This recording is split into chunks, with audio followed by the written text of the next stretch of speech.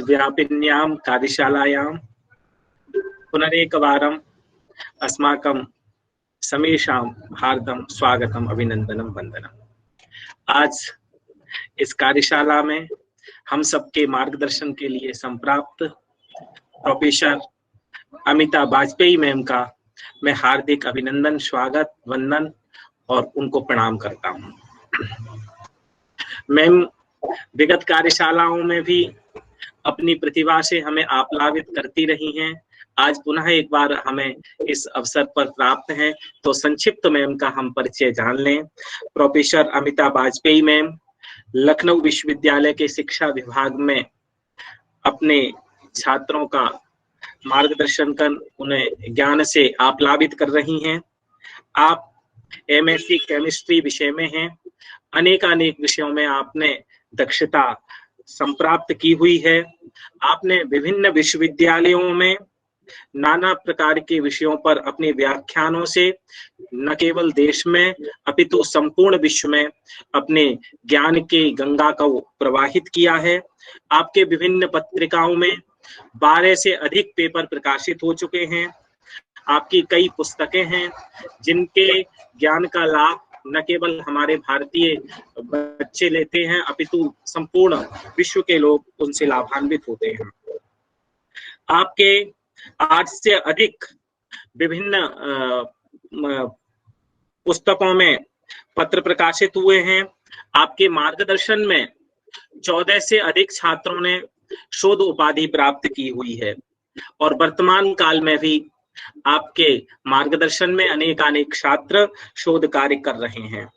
आपने 5 शोध परियोजनाएं अपने विश्वविद्यालय में पूर्ण कर एक नई दृष्टि प्रदान की है और आप अनेक संस्थाओं में भिन्न मार्गदर्शक पदों पर स्थित हैं। आज आप हमारी इस कार्यशाला में संप्राप्त हैं। आपका पुनः एक बार हम श्री लाल बहादुर शास्त्री राष्ट्रीय संस्कृत विद्यापीठ के पक्ष से, अपने शिक्षण अधिगम केंद्र के पक्ष से और अपनी ओजस्वी, तेजस्विनी और बहुत ही प्रेरणास्पद प्रोफेसर अमिता पांडे भारद्वाज मैम के पक्ष से आपका हार्दिक अभिनंदन, स्वागत और वंदन करते हैं और निवेदन करते हैं कि इस अवसर पर हमारे सभी प्रतिभागियों को और हमको अपने ज्ञान से आप्लावित कर आह्लादित करें। प्रोफेसर अमिता वाजपेयी। परमेश जी और प्रोफेसर अमिता पांडे भारद्वाज जी, दोनों लोगों को मेरी तरफ से बहुत बहुत धन्यवाद इतने सुंदर परिचय के लिए और मुझे यहाँ पर आमंत्रित करने के लिए कि मैं जो भी जानती हूँ वो आज के प्रतिभागियों के साथ शेयर कर पाऊँ। जो टॉपिक है मेरा बहुत सिंपल सा है, रिपोर्ट राइटिंग। बहुत सिंपल लगता है।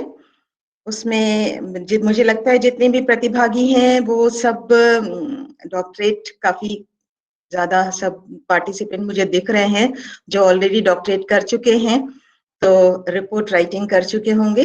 लेकिन फिर भी अपने अनुभव के आधार पर, जो मेरे अनुभव हैं उसके आधार पर रिपोर्ट को कैसे बेहतर तरीके से लिखा जा सकता है उसको मैं थोड़ा सा बातचीत के माध्यम से शेयर करना चाहूंगी।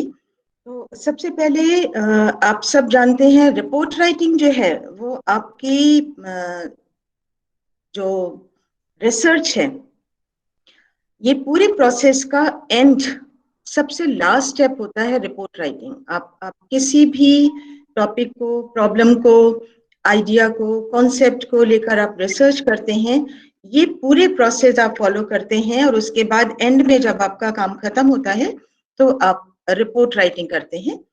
रिपोर्ट राइटिंग बेसिकली, जैसे कि आप देख पा रहे होंगे, it is the culmination of the research process. आपकी रिसर्च प्रोसेस का लास्ट स्टेप है। It is an and product of the work. आपका काम खत्म होने पर जो अंत में आपके पास आता है वो आपकी रिसर्च रिपोर्ट है। जो कुछ भी आप देखते हैं, काम करते हैं, अपने फाइंडिंग्स होती हैं, कंक्लूजन होते हैं, उसे आप एक डॉक्यूमेंट के रूप में लिखकर तैयार करते हैं ताकि वो आप न केवल अपने पास रख सकें बल्कि उस इंफॉर्मेशन को डिसेमिनेट कर सकें, दूसरे लोगों तक पहुंचा सकें कि आपकी क्या फाइंडिंग है, दूसरे लोग उसको पढ़कर न केवल आपकी फाइंडिंग के बारे में जान सके, बल्कि ये जान सके कि कहाँ पर अभी और क्या रिसर्च होने बाकी है, और वो उसको फर्दर अपनी जो भी उन्हें रिसर्च करनी है उसके लिए आपके इस रिकॉर्ड को यूज कर सकते हैं। आपने जो भी इन्वेस्टिगेशन किया है वो आज की तारीख में, आज के समय में इन्वेस्टिगेशन किया गया है। फ्यूचर में जो भी रिसर्च होगी, तो पहले आज आप जब रिसर्च करते हैं तो आप देखते हैं इससे पहले क्या रिसर्चेज हो चुकी हैं, उनकी क्या फाइंडिंग्स है, उनमें कहाँ कहाँ पर रिसर्च गैप रह गए हैं और अब कहाँ पर अभी फर्दर इन्वेस्टिगेट करने की जरूरत है। बिल्कुल यही काम आपकी अपनी रिसर्च रिपोर्ट फ्यूचर जो रिसर्च स्कॉलर्स हैं, रिसर्चर्स हैं, एकेडमिशियंस हैं, उनके लिए काम करेगी। आपकी फाइंडिंग्स को जब आप काम खत्म करते हैं, ये मैं कहना चाहूंगी कि आपके पूरे वर्क का सबसे इम्पोर्टेंट पार्ट होता है। क्योंकि अगर आपने बहुत अच्छा काम किया, बहुत मेहनत से काम किया, आपने अपनी स्टडी को, अपने प्रोजेक्ट को, अपने रिसर्च को मेटिकुलसली प्लान किया था, प्रॉपरली डेटा कलेक्ट किया, एनालाइज किया, फाइंडिंग्स आई, आप उन फाइंडिंग्स को लॉजिकली एक्सप्लेन कर पा रहे हैं, इंटरप्रेट कर पा रहे हैं, उसको कन्विंसिंग मोड में आप ला पा रहे हैं। लेकिन अगर इन फाइंडिंग्स को आप अपनी रिपोर्ट में, रिपोर्ट वो है कि आपने जो कुछ किया है उसका step by step, minute to minute, point two point description होता है। आपने काम बहुत अच्छा किया, लेकिन अगर रिपोर्ट आपकी अच्छी नहीं बनी है तो ऐसा जो भी काम आपने किया वो दूसरों तक नहीं पहुंच पाएगा। तो मुझे लगता है कि पूरी रिसर्च में सबसे इंपॉर्टेंट होता है रिपोर्ट राइटिंग, क्योंकि वो रिपोर्ट आपकी एक एक एक्टिविटी का डॉक्यूमेंटेशन है। आपके एक एक जो स्टेप आपने लिया, जो आपने प्रोसीजर फॉलो किया, जो आपने डेटा कलेक्शन किया, जो आपने टूल बनाए नए, उन सब के लिए डॉक्यूमेंटेशन है। रिसर्च रिपोर्ट मैं ये कहना चाहूंगी कि जैसे ही आप प्रोजेक्ट का काम शुरू करते हैं, या रिसर्च अपनी पीएचडी थीसिस की रिपोर्ट हो सकती है, या आपका एक स्मॉल प्रोजेक्ट हो सकता है, या किसी भी प्रॉब्लम को लेकर आपने कोई इन्वेस्टिगेशन किया हो सकता है, कोई छोटा सा एक्सपेरिमेंट किया हो सकता है, जैसे ही आपका काम शुरू हो उसी के साथ आपके रिपोर्ट राइटिंग का काम भी शुरू हो जाना चाहिए। आप ये बहुत इंपॉर्टेंट पॉइंट है, बिल्कुल फाइनल नहीं, लेकिन आप जैसे जैसे काम करते जा रहे हैं वैसे वैसे उसकी रिपोर्टिंग एक रफ ड्राफ्ट अपने पास जरूर तैयार करते चले। क्योंकि अगर आप अभी नोट नहीं करेंगे तो एंड प्रोडक्ट में जब आप रिपोर्ट करना शुरू करेंगे तो आपके बहुत सारे माइन्यूट डिटेल्स आपके माइंड से निकल चुके होंगे, आप भूल चुके होंगे, और आप अपनी रिपोर्ट में मेंशन करना भूल जाएंगे। तो रिसर्च रिपोर्ट कहने के लिए रिसर्च प्रोसेस का एंड लास्ट स्टेप होता है, लेकिन ये स्टार्ट हो जाता है आपके पहले स्टेप से ही। जैसे ही आप प्रॉब्लम आइडेंटिफाई करना शुरू करते हैं या स्टेटमेंट ऑफ द प्रॉब्लम पर आ जाते हैं, वहीं से आपके रिपोर्ट राइटिंग की भी स्टेप्स शुरू हो जाते हैं। आपकी रिपोर्ट लिखनी फाइनल नहीं होती है, लेकिन आप रिपोर्ट लिखना शुरू कर देते हैं। आप उन पॉइंट्स को नोट करते जाते हैं जो आपको अपनी रिपोर्ट में देने हैं, और ये बहुत जरूरी होता है। अदरवाइज फाइनली जब आप रिपोर्ट लिखना शुरू करेंगे तो आप छोटे छोटे डिटेल्स भूल जाएंगे, और इसीलिए रिसर्च रिपोर्ट बहुत इनकम्प्लीट सी लगेगी, दूसरे के लिए शायद उतनी फ्रूटफुल ना हो पाए। रिसर्च रिपोर्ट्स जब आप बनाते हैं तो पर्पस के आधार पर रिसर्च रिपोर्ट 3 तरह की होती हैं।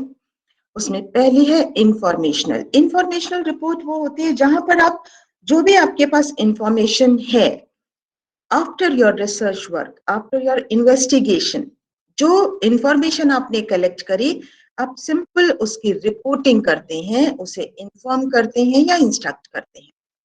जो पढ़ने वाले हैं, रिपोर्ट आप अपने लिए तो लिख ही रहे हैं, आप जब भी चाहेंगे उसको खोलकर आपने क्या किया था, कैसे किया था, आप उसको जान पाएंगे।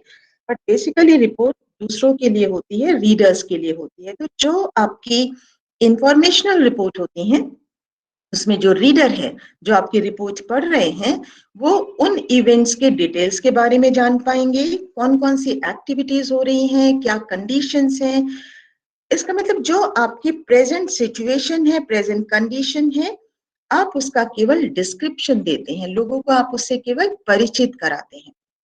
इसमें सिचुएशन की कोई एनालिसिस नहीं होती, कोई क्रिटिकल एनालिसिस नहीं होती, कोई कंक्लूजन ड्रॉ नहीं किए जाते, और चूंकि आप कोई कंक्लूजन ड्रॉ नहीं करते हैं तो आप उस रिपोर्ट में कोई रिकमेंडेशंस भी नहीं देते हैं।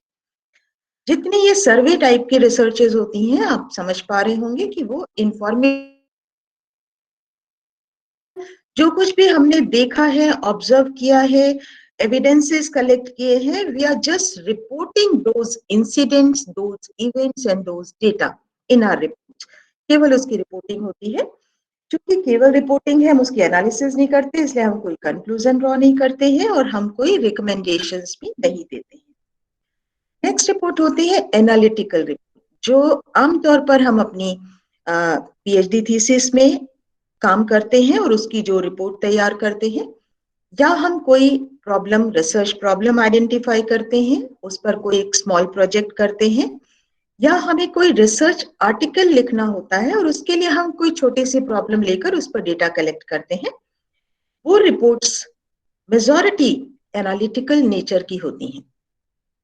यहाँ पर हम उस प्रॉब्लम को सॉल्व करने के लिए, हमने उसकी जो भी प्रॉब्लम आइडेंटिफाई करी है अपने रिसर्च के लिए, उस प्रॉब्लम को सॉल्व करने के लिए ये रिसर्च की जा रही है, उसका बेटर सॉल्यूशन क्या हो सकता है, उसके लिए ये रिसर्चेस की जाती हैं।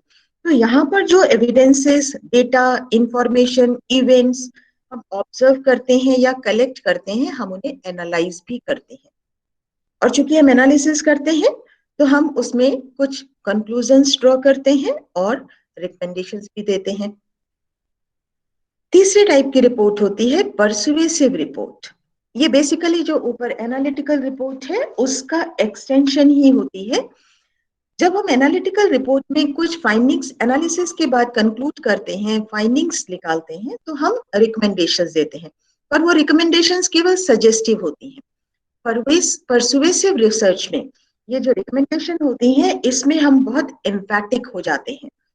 हम परस्यू करने की कोशिश करते हैं लोगों को कि जो हमारा आइडिया, हमारे रिजल्ट्स, हमारी फाइंडिंग्स, हमारे कंक्लूजन्स निकल कर आए हैं, वो उस पर उसको यूज करें, उसको और आगे फैलाएं, डिसेमिनेट करें, है ना। परसुएशन होता है उसमें, एक तरह का एक एम्फेसिस होता है कि उन्हें ये परसुएसिव रिसर्चेस तब होती है आमतौर पे जब हमें कहीं कोई पॉलिसी बनानी होती है। हमें पॉलिसी क्या होनी चाहिए, उसके लिए हम कोई ट्राई आउट करते हैं, कोई प्रोजेक्ट करते हैं, पायलट प्रोजेक्ट करते हैं, और उसके बाद जो हमारे ऑब्जर्वेशन होते हैं हम उनको एनालाइज करते हैं, कंक्लूड करते हैं, और फिर परसुएसिव रिपोर्ट बनाते हैं कि ऐसा होना चाहिए, है ना। वहां पर परसुएशन होता है, वहां पर हम अपने आइडिया को, जो भी हमारा कॉन्सेप्ट डेवलप हुआ है उसको, जो भी हमारा प्रोसेस है, सर्विस है या प्रोडक्ट है जो उस रिसर्च के फलस्वरूप आया है, हम उसको सेल करने की कोशिश करते हैं, उस आइडिया को सेल करने की कोशिश करते हैं कि ऐसा ही होना चाहिए, आपको इस तरह करना चाहिए, इस पर पॉलिसीज बननी चाहिए, इसको इम्प्लीमेंट करना चाहिए। तो ये हुई हमारी तीसरी तरह की रिपोर्ट। आप समझ सकते हैं कि आमतौर पे हम लोग जो एकेडमिक रिसर्च करते हैं उसकी रिपोर्ट एनालिटिकल नेचर की होती है। रिसर्च रिपोर्ट में क्या क्या होता है मैंने ब्रैकेट में लिखा है आर्टिकल।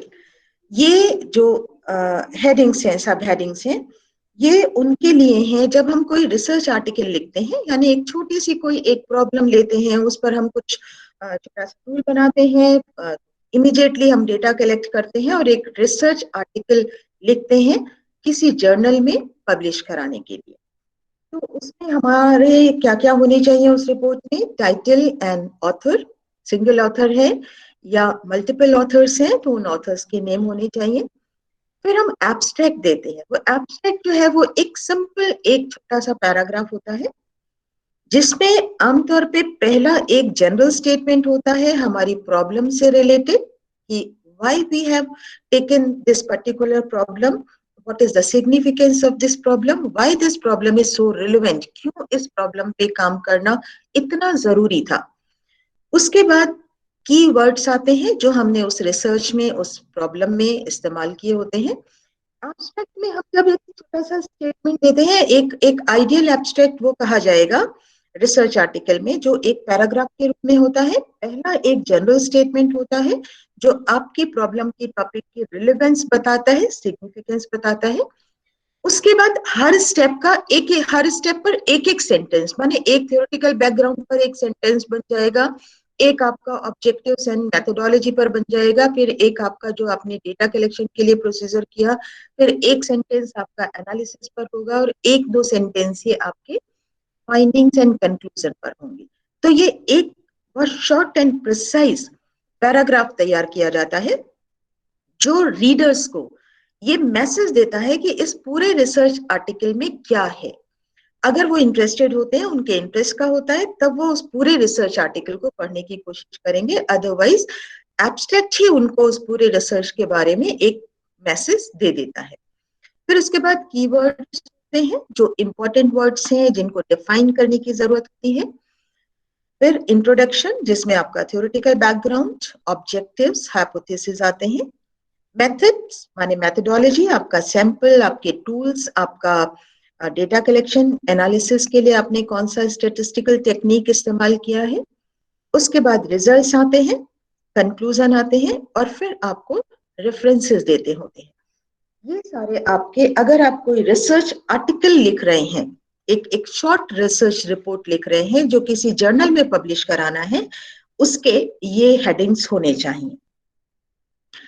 नेक्स्ट आता है आपका, जो आमतौर पर हम रिसर्च रिपोर्ट लिखते हैं और मुझे लगता है आज जिस पर ज्यादा फोकस भी होना चाहिए, वो होता है आपकी रिसर्च। जो हम एक लंबी रिसर्च करते हैं अपनी पीएचडी थीसिस में, या एक लॉन्ग टर्म इन्वेस्टिगेशन जो किए जाते हैं। एक्सक्यूज मी मैम, मैम कृपया एक मिनट। सभी प्रतिभागियों से निवेदन है, आपकी उपस्थिति चैट बॉक्स में आ गई है, कृपया उसे पूरित कर दें। धन्यवाद मैम, कृपया continue now. Thank you. Research report जो पीएचडी थीसिस की रिपोर्ट होती है, या एक लॉन्ग इन्वेस्टिगेशन, एक हम कोई एक लंबा प्रोजेक्ट करते हैं, 3 साल का 4 साल का, एक लंबी रिसर्च होती है, फिर उसकी एक प्रॉपर थीसिस, एक प्रॉपर रिपोर्ट बनाई जाती है। उसमें हम पहले प्रिलिमिनरी इंफॉर्मेशन देते हैं। प्रिलिमिनरी इंफॉर्मेशन क्या है, मैं अभी आगे आपको बताऊंगी।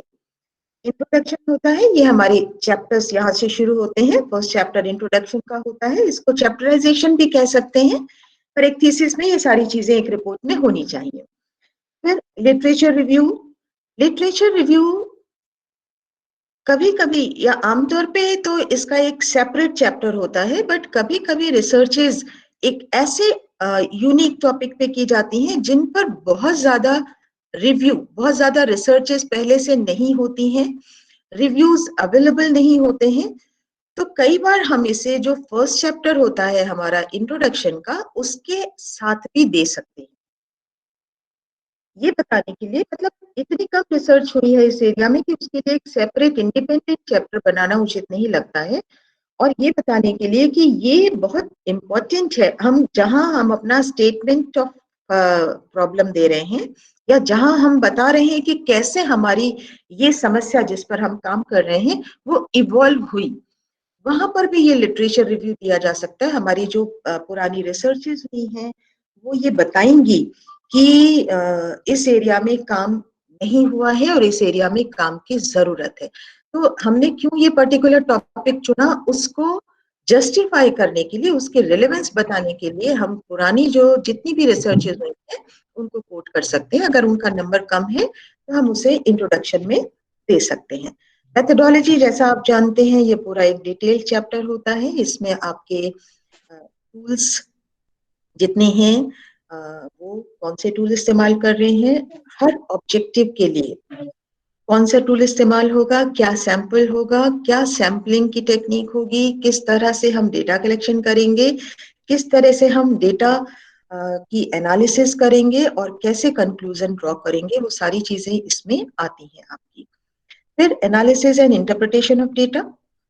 मेथोडोलॉजी में आपने केवल प्लान किया होता है कि आप किस तरह से एनालिसिस करेंगे, लेकिन एनालिसिस के बाद जो आपके रिजल्ट्स आते हैं उनको टेबुलर फॉर्म में, पिक्टोरियल फॉर्म में, ग्राफिकल फॉर्म में आप इस चैप्टर में प्रेजेंट करते हैं, एनालिसिस वाले चैप्टर में, और फिर उस डेटा को इंटरप्रेट करते हैं कि एनालिसिस के बाद जो रिजल्ट आए उसका मतलब क्या है, अर्थ क्या है। फिर फाइंडिंग्स एंड सजेशंस का चैप्टर होता है, जो हमारा लास्ट चैप्टर होता है। फाइंडिंग्स एंड सजेशंस, फाइंडिंग्स में आप जो जब आप analysis and interpretation of data देते हैं तो आपका जो रिजल्ट्स हैं उनको आप इंटरप्रेट करते हैं न्यूमेरिकल फॉर्म में। आपका जो एनालिसिस है वो आपने स्टैटिस्टिकल एनालिसिस किया है न्यूमेरिकल डेटा की। न्यूमेरिकल डेटा में आपने आपने हाइपोथेसिस को एक्सेप्ट किया है या रिजेक्ट किया है, किस लेवल ऑफ सिग्निफिकेंस पे आप उसे एक्सेप्ट या रिजेक्ट कर रहे हैं, वो सारी चीजें आती हैं। और फाइंडिंग्स आपकी जनरलाइज फाइंडिंग्स होती हैं।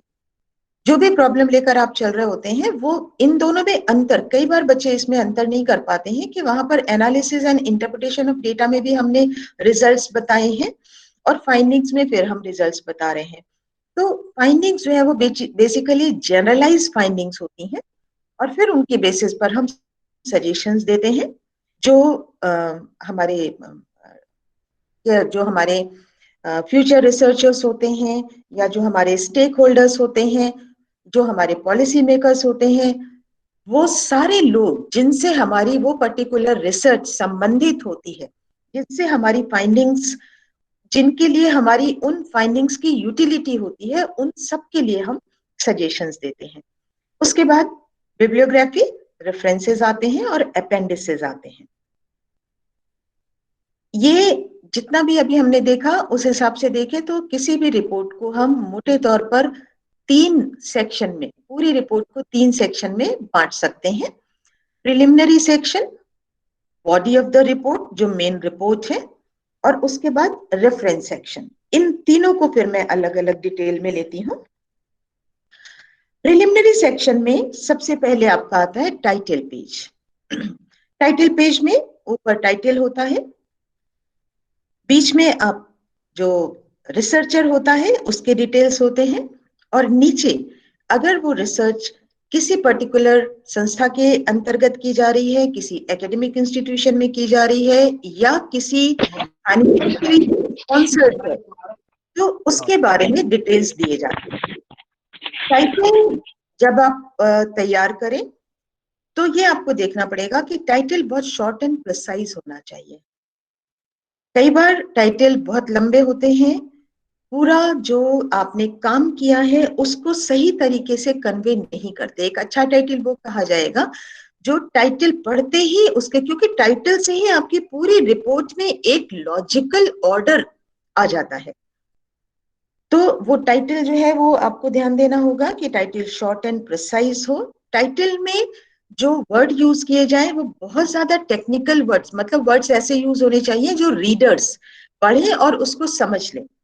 टाइटल्स में एब्रिविएशंस यूज नहीं होने चाहिए या बहुत ज्यादा टेक्निकल वर्ड जो कोई एक पर्टिकुलर टेक्नोलॉजी एक्सपर्ट ही समझ सके, ऐसे वर्ड्स को भी अवॉइड करना चाहिए, है ना। बाद में हम उन्हें अपनी रिपोर्ट में यूज कर सकते हैं, लेकिन टाइटल जो है वो बहुत सबकी समझ में आ जाए इस तरह का होना चाहिए।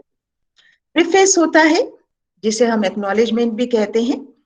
एक्नॉलेज करने में अगर पीएचडी थीसिस है तो आप का सुपरवाइजर होते हैं। अगर कोई प्रोजेक्ट है जो किसी ने फंड किया हुआ है तो आपको उसको एक्नॉलेज करना होता है। आप सब एक्नॉलेज करते हैं किसी भी रिपोर्ट को, बट मेरा सजेशन इसमें सिर्फ ये होगा कि एक्नॉलेजमेंट प्योरली एकेडमिक नेचर का होना चाहिए। कई बार मैंने देखा है कि जो एक्नॉलेज करते हैं बच्चे, वो अपने परिवार, अपने रिश्तेदारों, अपने यहाँ तक कि छोटा बच्चा कुछ महीनों का होता है, उस बच्चे तक को भी उसने पेशेंटली अपनी माँ को स्पेयर कर दिया होता है कि वो रिसर्च काम में लगी रहे, तो वो उसको भी एक्नॉलेज करते हैं। आप सबके इमोशंस समझ में आते हैं, लेकिन मेरा अपना सुझाव ये है कि जब हम कोई एकेडमिक रिपोर्ट तैयार कर रहे हैं, रिसर्च रिपोर्ट तैयार कर रहे हैं, तो हमें वहां पर केवल उनके कंट्रीब्यूशन को एक्नॉलेज करना चाहिए जिन्होंने एकेडमिकली इस रिसर्च को, इस प्रोजेक्ट को पूरा करने में मदद की हो। वो आपके सुपरवाइजर हो सकते हैं, आपके टीचर्स हो सकते हैं, जबकि कई बार मैंने देखा कि जो लोग एक्चुअली कंट्रीब्यूट करते हैं उनका मेंशन नहीं होता। आपने जो अपना सैंपल चुना होता है, उन्होंने आपको मदद की है, आपके टूल्स भरे हैं, आपको रिस्पॉन्स दिए हैं जिसके बेसिस पर आपकी रिसर्च पूरी हुई है, आपको उन्हें एक्नॉलेज करना चाहिए। अगर आप किसी का टूल, रेडीमेड टूल इस्तेमाल कर रहे हैं तो आपको उन्हें एक्नॉलेज करना चाहिए कि आपको एक रेडीमेड टूल अवेलेबल हो गया उनकी वजह से। और अगर किसी ने आपकी रिपोर्ट की टाइपिंग में, एनालिसिस में, कंप्यूटेशन में किसी तरह की मदद की है तो आपको उन्हें एक्नॉलेज करना चाहिए। जिन लोगों का कंट्रीब्यूशन इस काम को पूरा करने में है उन सबको एक्नॉलेज करना चाहिए। लेकिन ये मेरा अपना मानना है, हो सकता है इसमें इस तरह का आपको कहीं किसी बुक में सजेशन नहीं मिलेगा, पर मैंने बहुत सारी रिसर्च करवाई है और बहुत सारी इवेल्युएट भी करी है। मुझे लगता है कि हमें अपने जो पर्सनल एक्नॉलेजमेंट है वो एकेडमिक रिपोर्ट्स में नहीं देनी चाहिए। उसके बाद आता है आपका table of contents. Table of contents, list of tables, list of figures, map, ये सारी चीजें आपकी जो थीसिस की रिपोर्ट होती है, जो बड़ी रिपोर्ट होती है, उसमें जो रिसर्च आर्टिकल मैं पहले बता चुकी हूँ उसमें आपने देखा होगा इस तरह का प्रिलिमिनरी सेक्शन नहीं होता है। तो ये जो हम बड़ी रिपोर्ट्स तैयार करते हैं प्रोजेक्ट की या पीएचडी थीसिस की, उसमें हमें table of content, page number सहित list of tables, page number सहित लिस्ट ऑफ फिगर्स, ये सारे पेज नंबर के साथ हमें उसमें मेंशन करने होते हैं। तो ये हमारी रिपोर्ट का प्रिलिमिनरी सेक्शन है। उसके बाद आता है मेन बॉडी सेक्शन।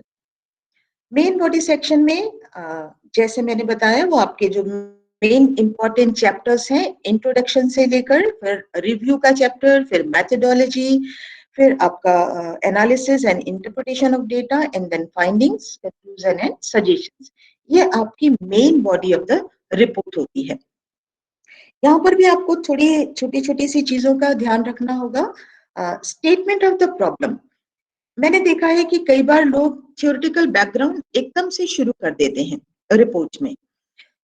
अगर आपने पहले आप किस प्रॉब्लम पर काम कर रहे हैं वो नहीं बताया है तो कोई भी कॉन्सेप्ट, चाहे आप एडजस्टमेंट के बारे में लिख रहे हो, पर्सनैलिटी के बारे में लिख रहे हो, कॉग्निटिव साइकोलॉजी के बारे में लिख रहे हो, पॉजिटिव साइकोलॉजी के बारे में लिख रहे हो, उस सबको लिखने की क्यों जरूरत पड़ी? पहले ये स्पष्ट करना चाहिए कि इन कॉन्सेप्ट्स को अंडरस्टैंड करना क्यों जरूरी है। तो जब तक आप अपना स्टेटमेंट ऑफ द प्रॉब्लम नहीं लिखेंगे तब तक वो थ्योरेटिकल बैकग्राउंड जानना क्यों जरूरी है वो समझ में नहीं आएगा। तो सबसे पहले स्टेटमेंट ऑफ द प्रॉब्लम या इवॉल्वमेंट ऑफ द प्रॉब्लम या जस्टिफिकेशन ऑफ द प्रॉब्लम देना पड़ेगा। उसके बाद बताना पड़ेगा इस प्रॉब्लम पर काम शुरू करने से पहले ये जरूरी है कि इस प्रॉब्लम में जो इंपॉर्टेंट कॉन्सेप्ट्स आए हैं उनको बहुत अच्छी तरह से समझ लिया जाए, और इसलिए जरूरी है कि हम थ्योरेटिकल बैकग्राउंड लिखें। तो थ्योरेटिकल बैकग्राउंड एकदम से शुरू करना थोड़ा ठीक नहीं लगता है। मुझे लगता है हमें पहले जो emergence of the problem, statement of the problem देना चाहिए। उसके बाद हमें ये बताना चाहिए कि इस प्रॉब्लम पर काम करने से पहले जरूरी है कि इसके जितने भी कॉन्सेप्ट्स हैं उनको अच्छी तरह से समझ लिया जाए, और फिर हमें थ्योरेटिकल बैकग्राउंड पर आना चाहिए। एनालिसिस ऑफ प्रीवियस रिसर्च, ये हम मैंने पहले ही बताया, हम पहले चैप्टर के साथ भी कर सकते हैं, और अगर हमारे पास रिसर्च बहुत सारी अवेलेबल है तो हम उसको एक सेपरेट चैप्टर की तरह भी रख सकते हैं। लेकिन उसका पर्पस क्या होना चाहिए, ये बहुत इंपॉर्टेंट पार्ट है एक थीसिस की रिपोर्ट का, रिसर्च रिपोर्ट का। मैंने अक्सर देखा है लोग जो प्रीवियस रिसर्चेस हैं उनको केवल कोट करते जाते हैं, नंबर 1, नंबर 2, नंबर 3, चाहे वो क्रोनोलॉजिकल ऑर्डर में हो या अल्फा ऑर्डर में हो, वो सिंपल उनको कोट, जैसा उन्होंने कहीं पढ़ा उसको लिखकर कोट करते जाते हैं। ये सही तरीका नहीं है। आपको हर रिसर्च की एनालिसिस करनी चाहिए, और जितनी भी जो रिसर्चेस हैं वो किस तरह आपको अपनी प्रेजेंट रिसर्च की तरफ ले जा रही हैं वहां तक आपको पहुंचना चाहिए। आपको हो सकता है आप 10 रिपोर्ट में से पाएं कि 2 रिपोर्ट की फाइंडिंग्स एक हैं और 8 जो है रिपोर्ट वो बिल्कुल अलग बात कह रही हैं। तो ये आपके कथन में, आपके स्टेटमेंट में आना चाहिए।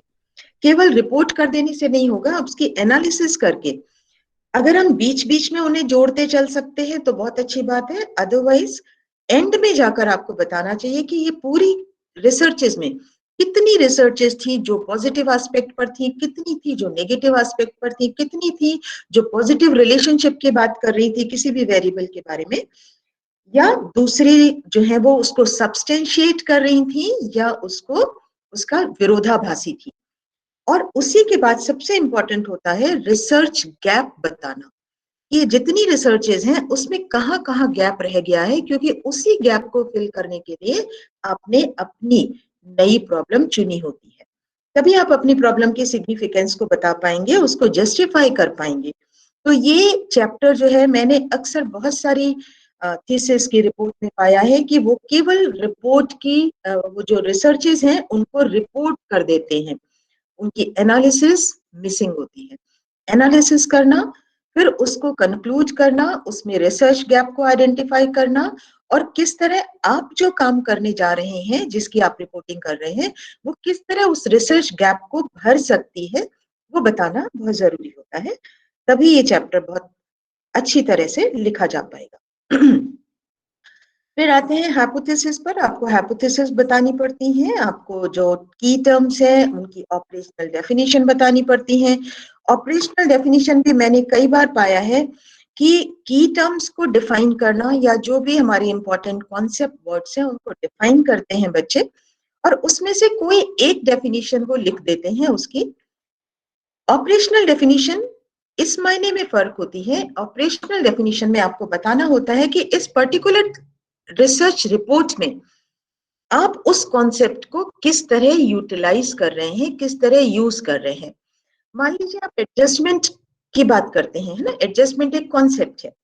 एडजस्टमेंट की 10 डेफिनेशन आपको मिल जाएंगी, आप उनको कोट करेंगे थ्योरेटिकल बैकग्राउंड में। उनमें से कोई एक डेफिनेशन आप जिससे कन्विंस्ड है, जो आपको सबसे ज्यादा लॉजिकल लगती है, आप उसको लेकर काम कर रहे हैं, आप उसको लेकर एक टूल बना रहे हैं। लेकिन ऑपरेशनल डेफिनेशन क्या होगी?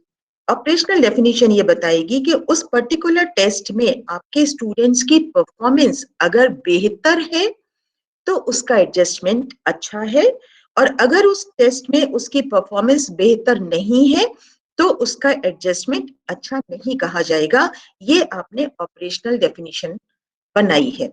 Higher the score better the performance, lower the score poor is the performance, या poor is the presence of that particular dimension in your subject. तो ये ऑपरेशनल डेफिनेशन बताना बहुत जरूरी है कि अगर बच्चा इतना स्कोर करेगा तो हम उसे इस कैटेगरी में रखेंगे, अगर इससे ज्यादा स्कोर करेगा तो इस कैटेगरी में जाएगा, अगर इससे कम स्कोर करेगा तो इस कैटेगरी में जाएगा। ये ऑपरेशनल डेफिनेशन होती है। जो हम एक डेफिनेशन लिख रहे हैं अपना, जब हम कोई टूल बनाने जाते हैं, एक कॉन्सेप्ट को डिफरेंट पर्सपेक्टिव से बहुत सारे लोगों ने, बहुत सारे एजुकेटर्स ने, साइकोलॉजिस्ट ने डिफाइन किया होता है। वो एक डेफिनेशन जिसको हम बेस बनाते हैं अपनी स्टडी के लिए, अपने टूल कंस्ट्रक्शन के लिए, वो डेफिनेशन अलग है। लेकिन ऑपरेशनल डेफिनेशन वो होती है जो हम ऑपरेटिंग, जिस पर बेस करके हम ऑपरेट कर रहे हैं। हम बता रहे हैं कि गुड एडजस्टमेंट, पुअर एडजस्टमेंट किस बेसिस पर करेंगे, वो क्राइटेरिया क्या होगा जिस बेसिस पर हम किसी भी कॉन्सेप्ट के लिए इंडिविजुअल्स को कैटेगराइज कर सकते हैं। ये बहुत ध्यान रखने की बात है। डिलिमिटेशंस आप सब जानते हैं, हर स्टडी की कुछ डिलिमिटेशंस होती हैं। तो वो डिलिमिटेशन हमने कहाँ कहाँ अपनी स्टडी को डिलिमिट किया हुआ है। कई बार बच्चे डिलिमिटेशंस और लिमिटेशंस में कंफ्यूज करते हैं। लिमिटेशंस, डिलिमिटेशंस वो होती हैं जो आपने रिसर्च प्रपोजल बनाने के टाइम ही अपने आप अपने ऊपर इम्पोज कर ली होती है, कि आप अपनी स्टडी को केवल इतनी पॉपुलेशन पर करेंगे। आपके उस मेन कॉन्सेप्ट को, वेरिएबल को, बहुत सारे वेरिएबल्स, फैक्टर्स अफेक्ट कर सकते हैं, लेकिन आपकी स्टडी उन सारे फैक्टर्स को ना लेते हुए केवल 2 या 3 फैक्टर्स को ही कंसीडर करेगी। आपके पास ये टूल नहीं है, कोई टूल नहीं है, तो आप इस रेडीमेड जो टूल है उसी को इस्तेमाल करेंगे या दूसरे के बनाए टूल को इस्तेमाल करेंगे। या आपकी लिमिटेशन है, क्योंकि बहुत सारे टूल अवेलेबल नहीं है। तो जो आपके कॉन्सेप्ट जैसा आप चाहते हैं वैसा नहीं है टूल, लेकिन जो है आप उसी पर करेंगे। लेकिन लिमिटेशन जो है, जब आप पूरा काम कर चुके होते हैं उसके बाद कहाँ कहाँ कौन कौन सी कमियां आई होती हैं, कहाँ कहाँ आपके ऊपर बाधाएं आई होती हैं डेटा कलेक्शन में, एनालिसिस में, टूल कंस्ट्रक्शन में, जो आपने सोचा था आप कर पाएंगे लेकिन आप नहीं कर पाए होते हैं, वो लिमिटेशंस होती हैं। उन लिमिटेशंस को हमें आगे कहीं अपनी, उनको ध्यान में रखते हुए हमें अपने जो सजेशंस हम देते हैं, वो हम सजेशंस में उन लिमिटेशन को कंसीडर कर सकते हैं कि हमें ये लिमिटेशन हुई, हमें ये प्रॉब्लम हुई, हम यहाँ पर लिमिट कर गए, लेकिन जो फर्दर रिसर्च करने वाले लोग हैं वो ये प्रिकॉशन ले सकते हैं, पहले से ये चीजें कर सकते हैं, तो ये अगर आप अपनी रिपोर्ट में शामिल करेंगे तो रीडर्स के लिए वाकई वो एक फ्रूटफुल रिपोर्ट होगी। फिर नेक्स्ट आता है आपका डिजाइन ऑफ द स्टडी। उसमें प्रोसीजर आपने कौन सा एम्प्लॉय किया है, सोर्स ऑफ डेटा कहाँ कहाँ का है, डेटा गैदरिंग आपने कैसे, जो इंस्ट्रूमेंट आप कौन सा यूज कर रहे हैं, अगर रेडीमेड टूल है तो किसने बनाया है, किस सैंपल पर उसको स्टैंडर्डाइज किया गया है, उसकी रिलायबिलिटी, उसकी वैलिडिटी क्या है, वो आपको बतानी होगी। और अगर आप खुद अपना टूल बना रहे हैं तो भी आपको बताना पड़ेगा कि कौन सा प्रोसेस आपने पूरा इस्तेमाल किया। यहाँ पर मैं फिर जो रिपोर्ट लिखते हैं उनके लिए बताना चाहूंगी कि मैंने ये पाया कई बार बच्चे रिपोर्ट राइट, ये टूल कंस्ट्रक्शन में बहुत मेहनत करते हैं। एक बार टूल बनाते हैं, 2 बार बनाते हैं, एक्सपर्ट्स को दिखाते हैं, फिर उसको रिवाइज करते हैं, मॉडिफाई करते हैं, फिर पायलट स्टडी करते हैं, फिर मॉडिफाई करते हैं, फिर रिलायबिलिटी 3 4 5 महीने वो लगा देते हैं टूल कंस्ट्रक्शन में, तब जाकर एक अच्छा टूल तैयार होता है। लेकिन जब वो उसकी रिपोर्टिंग करते हैं तो वो बस बहुत शॉर्ट में आधे पेज में उनकी रिपोर्टिंग हो जाती है कि पहला ड्राफ्ट बनाया, एक्सपर्ट को दिया, मॉडिफाई किया, फिर मुझे लगता है आपने जितनी मेहनत करी है आपकी रिपोर्टिंग में वो पूरी मेहनत रिफ्लेक्ट होनी चाहिए। ये वो पॉइंट्स है जो मैंने अपने अपने इतने अनुभव में आइडेंटिफाई किए हैं कि बच्चे जितनी मेहनत करते हैं उनकी रिपोर्ट में वो मेहनत दिखती नहीं है। तो ये इसीलिए मैंने सबसे पहले कहा था कि आप जो भी काम करते जाएं उसकी रिपोर्टिंग साथ साथ करते जाएं। होता ये है कि जब हम बना रहे होते हैं, हम बना लेते हैं, फिर हम डेटा कलेक्शन में लग जाते हैं, फिर हम एनालिसिस करते हैं, और जब हम रिपोर्ट एंड में रिपोर्ट राइटिंग करने चलते हैं तब तक हम उन छोटे छोटे सजेशंस, छोटे छोटे मॉडिफिकेशंस जो हमने किए होते हैं उनके बारे में भूल चुके होते हैं। तो ये मैं जरूर चाहूंगी कि जो टूल कंस्ट्रक्शन है वो डिटेल्ड प्रोसेस अपनी रिपोर्ट में देने की कोशिश करें, क्योंकि वो न केवल आपकी मेहनत को दिखाएगा बल्कि टूल कंस्ट्रक्शन कितनी अच्छी तरह किया गया है, अगर रीडर्स को ये पता चलेगा तो वो उस टूल को, आपके टूल को आगे किसी फर्दर स्टडी में यूज कर सकते हैं। और तीसरा, अगर वो खुद कोई टूल बनाना चाहते हैं तो आपके मॉडल से उन्हें एक आइडिया हो सकता है कि टूल कंस्ट्रक्शन कैसे किया जाता है। तो वो सारी चीजें आप कर सकते हैं। फिर sampling, methods of data collection, ये सारी चीजें आपके डिजाइन में आती हैं। एनालिसिस इंटरप्रिटेशन ऑफ डेटा में आपको टेबल्स, टेबुलर फॉर्म में अगर आप डेटा दे पाते हैं, टेक्स्ट आपको लिखना पड़ेगा टेबल्स को डिफाइन करने के लिए, और अगर उसी डेटा को आप फिगर्स में, ग्राफिकल फॉर्म में दिखा पाते हैं तो आपकी रिपोर्ट और भी अट्रैक्टिव हो जाती है और it becomes easy to understand. जो टेक्स्ट होता है उसको पढ़ना, जो रीडर्स होते हैं ना, वो मेजॉरिटी रीडर्स जो है वो लेजी पर्सन्स होते हैं, हम जैसे ही लोग होते हैं। हमारे पास रिपोर्ट आती तो हमें लगता है बस पलट के हमें सारी जानकारी मिल जाए, डिटेल्ड में नहीं पढ़ना चाहते, उतना टाइम की कमी भी होती है कई बार। तो ये जो आपकी टेबल्स हैं, ग्राफ्स हैं, फिगर्स हैं, ये रीडर्स को एक टोटलिटी में आपकी फाइंडिंग्स के बारे में जानकारी दे देते हैं और वो बहुत अट्रैक्टिव होता है, आई कैचिंग होता है। तो ये रिपोर्ट का एक बहुत इंपॉर्टेंट पार्ट होना चाहिए आपकी। फिर आता है आपका रेफरेंस सेक्शन जिसमें बिब्लियोग्राफी होती है और अपेंडिक्स होते हैं। बिब्लियोग्राफी, कई बार जो बिब्लियोग्राफी और रेफरेंसेस में कंफ्यूजन होता है सबको, तो ये मैंने बताने की कोशिश करी है। बिब्लियोग्राफी जो आप लिखते हैं, बिब्लियोग्राफी में आपने पूरी थीसिस करने में जितनी भी बुक्स, जर्नल्स, न्यूज़पेपर्स या जो भी सोर्स ऑफ इंफॉर्मेशन है उसको तलाशा होता है, आप उन सबके बारे में रेफरेंस दे सकते हैं। मान लीजिए मैं एडजस्टमेंट पे काम कर रही हूँ और मैंने एडजस्टमेंट के लिए 3 4 किताबें पढ़ी ताकि मेरा एडजस्टमेंट का अपना कॉन्सेप्ट क्लियर हो जाए, तो वो सारी किताबों को मुझे बिब्लियोग्राफी में कोट करना चाहिए। लेकिन रेफरेंस में केवल वही रेफरेंसेस आते हैं जिनको हमने साइटेशन दिया हो, जिनको हमने रेफर किया हो अपने रिसर्च वर्क में। हम कहीं कोट कर रहे हैं, हम उसकी फाइंडिंग्स बता रहे हैं, हम कहीं से कोटेशन ले रहे हैं, हम कहीं से कोई डेटा ले रहे हैं, एज इट इज कहीं से उठाकर अपनी थीसिस में उसका साइटेशन दे रहे हैं, वो रेफरेंसेस होते हैं। इसलिए रेफरेंसेस में जब आप पीछे रेफरेंसेस देते हैं तो उसमें पेज नंबर भी आता है, जबकि बिब्लियोग्राफी में केवल बुक्स का, जर्नल्स का नाम आता है, उसमें आपको पेज नंबर नहीं देना होता। और आप ये भी जानते हैं कि रेफरेंसेस या बिब्लियोग्राफी को लिखने के लिए एक एक सेट पैटर्न होता है, तो उस पैटर्न को फॉलो करना चाहिए। जैसे एपीए पैटर्न इस समय फॉलो किया जाता है, अमेरिकन साइकोलॉजिकल एसोसिएशन का पैटर्न फॉलो किया जाता है, तो आप लोग उसको फॉलो करें। उसके अलावा और भी पैटर्न्स हैं, पर मुझे जो हमारी एकेडमिक रिसर्चेस होती हैं, जैसे एक मॉडर्न लैंग्वेज एसोसिएशन का एमएलए पैटर्न जिसे कहा जाता है, एक शिकागो का पैटर्न है, वो भी पॉपुलर है। लेकिन आजकल जो हम लोग अपनी एजुकेशन की रिसर्च में या कोई किसी भी एकेडमिक रिसर्च में फॉलो करते हैं वो American psychological association APA format. कई बार मैंने ये भी देखा है कि एपीए फॉर्मेट लोग केवल रेफरेंस मैंने देने मैनर में लिखी होनी चाहिए, क्योंकि हमने कोई एक प्रोसीजर तो फॉलो किया है।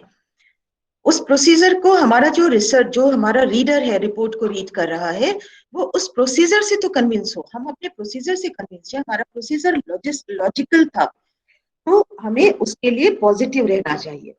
फिर रिपोर्ट हमारी शॉर्ट एंड प्रिसाइज होनी चाहिए। शॉर्ट एंड प्रिसाइज माने अननेसेसरी डिटेल्स को अवॉइड करना चाहिए। ऐसा नहीं कि आप जो नेसेसरी डिटेल्स हैं आप उनको मिस कर जाएं, लेकिन अननेसेसरी डिटेल्स नहीं होने चाहिए। ओरिजिनलिटी होनी चाहिए। आपकी रिपोर्ट आपकी अपनी ओरिजिनल रिपोर्ट होनी चाहिए। हमें पुरानी किसी रिपोर्ट को मॉडल या सैंपल बनाकर नहीं करना चाहिए, और ये बिल्कुल ओरिजिनल हो सकती है, क्योंकि हर जो काम है आपने किया है वो ओरिजिनल है।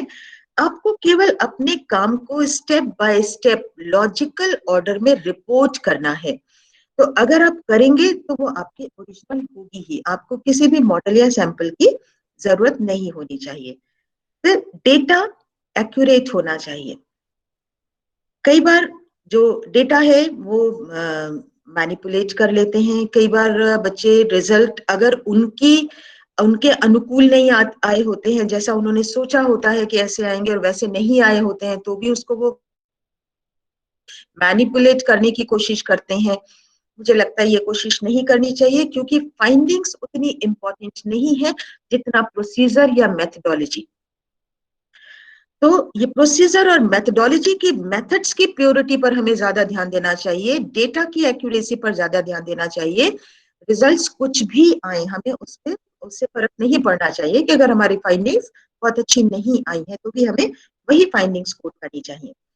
फिर ग्राफ, पिक्चर्स जहां भी पॉसिबल हो, चाहे थ्योरेटिकल बैकग्राउंड में फ्लो चार्ट्स दे सकते हैं, जहां पर आप रिजल्ट्स एंड फाइंडिंग्स दे रहे हैं वहां पर आप ग्राफ और पिक्चर्स और टेबल्स यूज कर सकते हैं।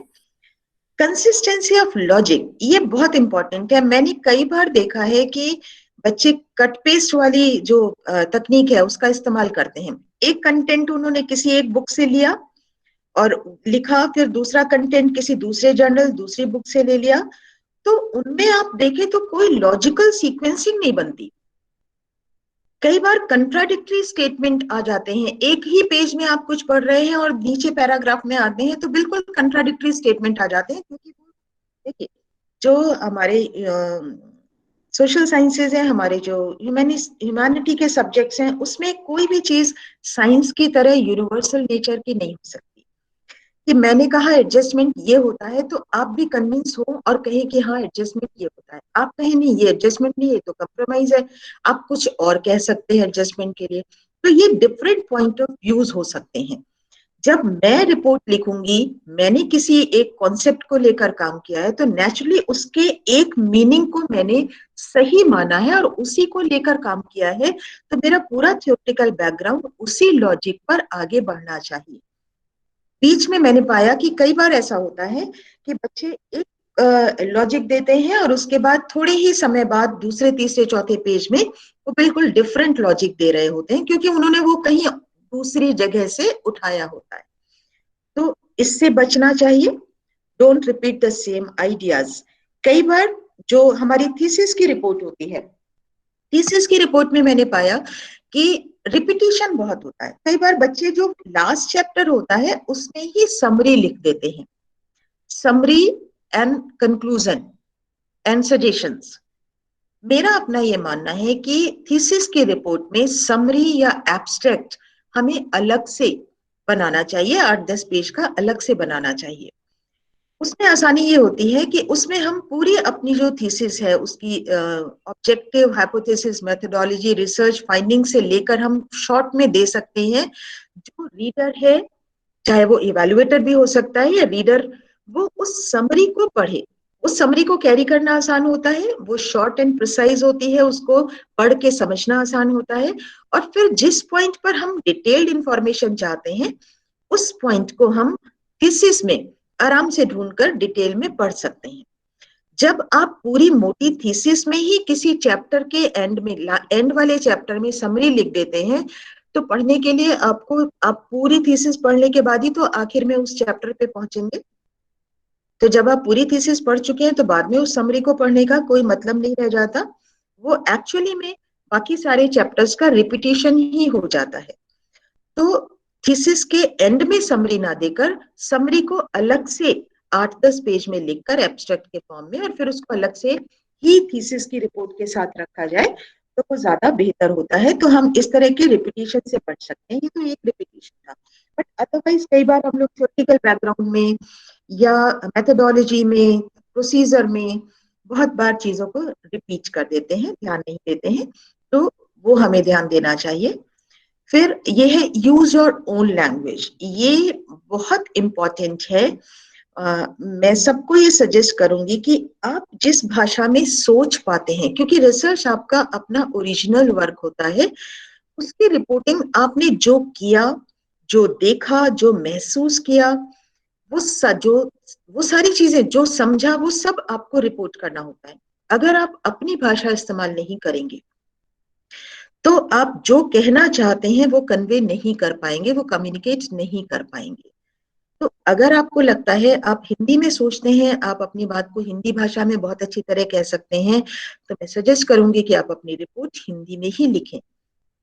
कई बार बच्चे इंग्लिश में रिपोर्ट होनी चाहिए ऐसा सोचकर इंग्लिश में थीसिस रिपोर्ट या कोई भी आर्टिकल, रिसर्च रिपोर्ट लिखना शुरू कर देते हैं, और फिर वो ग्रामेटिकली करेक्ट नहीं होता। कई बार आप जो कन्वे करना चाहते हैं वो पूरी तरह से कन्वे नहीं हो पाता है। तो अपनी भाषा का इस्तेमाल करें। फिर यूज अ स्पेल चेकर।